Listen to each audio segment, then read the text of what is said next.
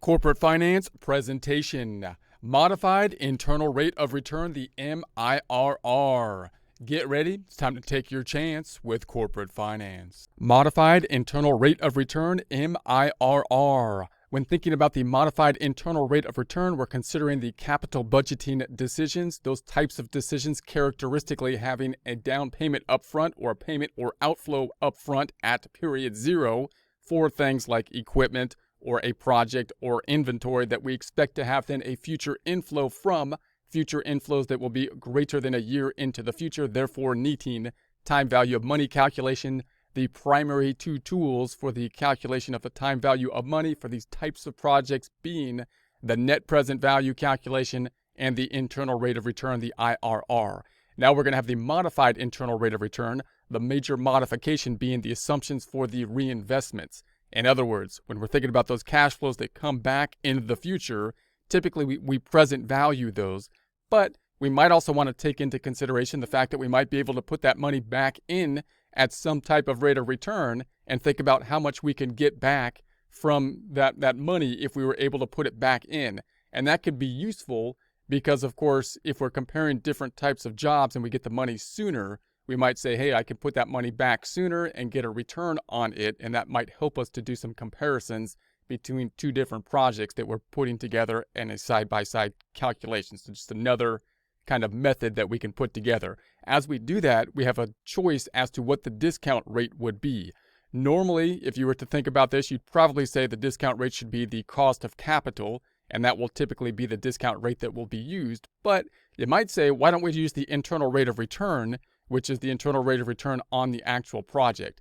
So the cost of capital is probably the more common one. It assumes each cash inflow can be immediately reinvested at the cost of capital, more consistent method if used for multiple projects, meaning as the money comes back from the project, we assume that we can turn around and put that money somewhere else at the cost of capital typically being that line item, the required rate of return at which we would need to clear for us to accept the project. So the projects that we would hope to put the money back in would either be at the cost of capital or above the cost of capital, therefore being kind of the floor that we would be using for our reinvestment and being more consistent in that way.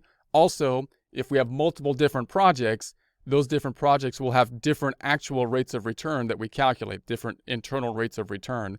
So by us using the cost of capital, it will be more uniform over all the projects that we're doing this calculation for. But we could use the internal rate of return as well.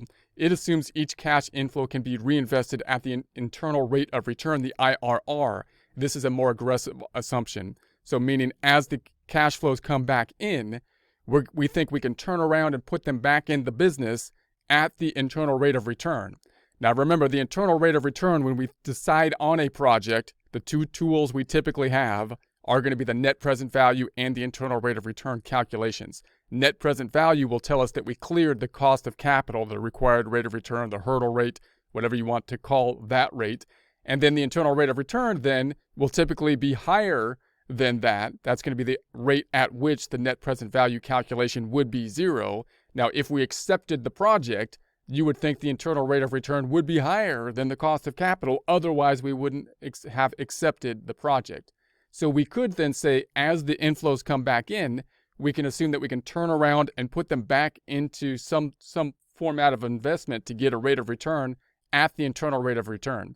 Now that's going to be more aggressive though, because it's going to be a higher rate, and it's going to assume that we can find another investment at the equal rate of return and do so usually with a lower amount of money, which again is a kind of aggressive assumption. But if you're in a circumstance where you think things are getting better as you go forward and there's more opportunities, then that might be an appropriate way to go.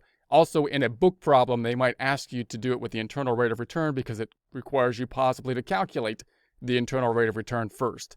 So let's just think of a quick scenario. We do recommend that you go through practice problems. We do have practice problems in on this. Best way to understand these things is just to go through the practice problems. But typical scenario, we have an investment, cash down, cash up front. And it could be for something like equipment, could be for inventory, could be for a project. Cost of capital, the required rate of return, the hurdle rate, 10%. And then we have the inflows at X1, X2, X3, X4, X5. Now, normally when we see something like this, we're going to think we should apply our net present value calculation and the internal rate of return calculation, which we probably would. Net present value calculation would mean that if these cash flows are above the 10%, that calculation would be 0 or above 0, and then we might take on the project. The internal rate of return would be the rate at which this series of cash flows would result in a net present value of 0, and that will result in a rate typically higher than the 10%. So now, however, instead of us discounting these, we want to think, well, wait a sec, if I get this money sooner, like if I get this more money back in the first year, I get 128 back in the first year, then I could reinvest it for the rest or the life of the project up until year 5, and that might be significant. So that could put a bigger emphasis on projects that are getting the money back sooner, possibly in that case, because not only do we get it back sooner, but we assume that we can put it back in for the rest of the life of the project. So for example, this first payment we get back in year 1, $128,000, there's 4 more years left in the project, so we assume we can get a rate of return for those 4 years.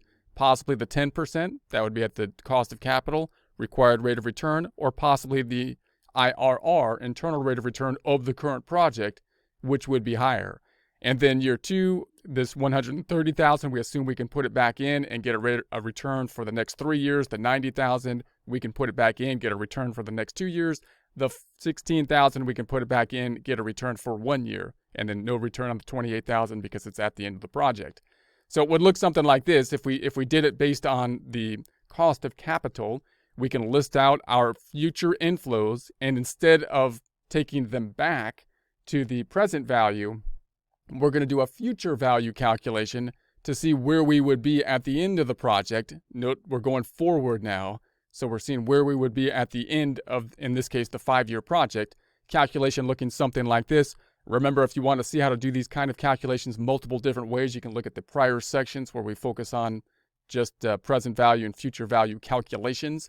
But these types of projects would be those in which the Excel would be very useful to use, because we will often have different number amounts and therefore have to present value each one of them rather than have the annuity involved. So in Excel, it would look something like this. The future value of the rate. The rate would then be, in this case, we're using the 10% instead of the internal rate of return, comma, the number of periods. Now, it would be 1, 2, 3, 4 periods. Instead of hard coding the 4 here, however, we took the 5, that's referencing this cell, absolute reference, minus this current cell of 1, and that allows us to copy the cell down for Excel. So for more about that, take a look at the Excel problems, and you can see that, but basically this would be 4, and then comma, and we would then take the present value, which would be the 128. So the 128, if we future value it out for the next 4 periods, would result in a future value of 187,405. This year 2 of 130,000, if we future value it for 1, 2, 3 periods, we get 173.30. This 90,000 in period 3, year 3, if we future value for 2 more periods, we get to 108,900. Then in 4, we get the 16,000. If we future value it for 1 period, 17,600. And year 5, 28,000. It's at the future point, so we're no difference here. We're at the 28,000. So that would sum up to the 514,935. We could also do this with the internal rate of return and assume it with the internal rate of return. Now, note the internal rate of return is higher down here. So if we were to calculate the internal rate of return on the project, we would assume it be higher than the hurdle rate. And then we can do the same kind of assumptions here and try to think about if we can reinvest these, assuming we can reinvest these at the IRR of the particular project we are in. Again, note that if you have multiple projects and you're doing this kind of calculation, then this would be more consistent to use the cost of capital, because you'd have the cost of capital would be the same for multiple projects, although it's kind of a floor at which you would accept a reinvestment of the money. Whereas down here, you have a higher rate because it must be higher for us to have cleared the project, and it's going to be different from project to project. It is more aggressive as well, because note that in order to get this rate, we picked the best project most likely. We're picking the best projects in order to get that rate, and we had to put $300,000 down up front in order for us to find a project that can give us that 13.45. So the fact that we get in year one 128,000 back, it might not be as easy for us to find a project where we can put that money, a lesser amount, at the same required rate of return. But you might be in a situation where either now or in the future, there's a lot of projects out there. The only restriction to us is our money, possibly. And in that case, then it might be appropriate then to use the higher rate of return. So in any case, you do the same kind of calculations here. So the 128, if you future valued it 4 periods out, is the 212.72. Year 2, the 130 future valued 3 years out is the 189.845. Year 3, the 90,000 future valued 2 years out, the 115.846. Year 4, 16,000 future valued 5 years out is the 18,153. The 28,000 still only 28,000 because it's in year 5. So we have the comparison of the 563,916 future value versus the 514,935 if we use the cost of capital. So modified internal rate of return, the MIRR, the discount rate that will equate the final value of inflows with investment. So the investment then is going to be equal to the future value of inflows divided by 1 plus the MIRR rate, the modified internal rate of return, to the number of periods. And note, this is basically the present value formula. So let's take a look at an example of that here. So we have the cost of capital, we're going to say is the 15%. The investment is the 100,000. The inflows this time for X1, X2, X3, 50,000, 34,000, and the 39,000. So we'll do our same type of thing. We're going to do the cash flow analysis, assuming that we can put this money back in. We're going to do the future cash flows. Then the 50,000, we assume we can put it back in place or get a return on it at 15%. We're going to use the cost of capital for the next 2 periods. The 34,000 we can put back into an investment, not into this project, but put it somewhere, and then get a 15% return on it. And then the 39,000 will be at the end of the project, this project having 3 years.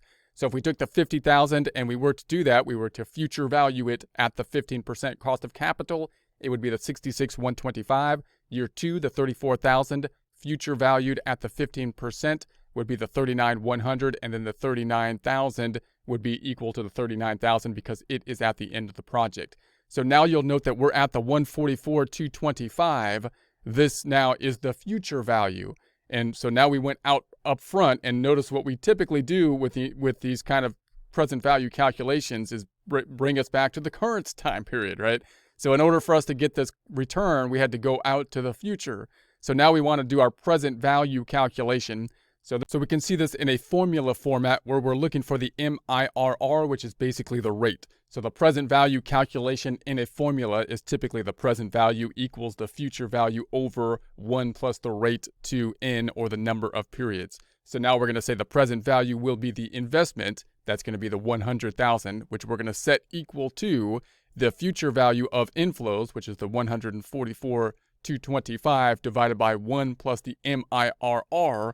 That's the rate at 2 the power of the number of periods, which in this case is 3. So you can see that we're looking for that rate, which will be the rate which will make the investments equal to the future value of basically the inflows here. So that's going to be what we're looking for. If you put that formula into an algebraic equation, looks something like this. The investment was the 100,000 we put down originally equals the 144,225. That's going to be the future value we calculated here, divided by 1 plus the MIRR. That's the rate that we're looking for. That's R typically in the present value formula, to the power of 3, which is going to be the number of years. So we're looking for that rate at which the 100,000 would be equaling the future value here. So that's going to be the rate we want. I won't do the algebra for you here, but you can see, of course, we have the one unknown, then you can work through the algebra. It should get to the 12.98%, 12.98%. So that's the rate at which the 100,000 will be equal to the future value over 1 plus the MIR. That's the rate we're looking for, the MIRR, modified internal rate of return to the power of 3. Note that when we do this in Excel, you can also do this with a goal-seek type of feature and using the present value calculation. So we'll show that as well. So we'll put that into Excel if you want to take a look at the worksheet. Really useful tool to be using that goal seek as well. It's be a similar kind of process as we saw with some of the practice problems for the present value section. So you can go back there and take a look at those practice problems as well.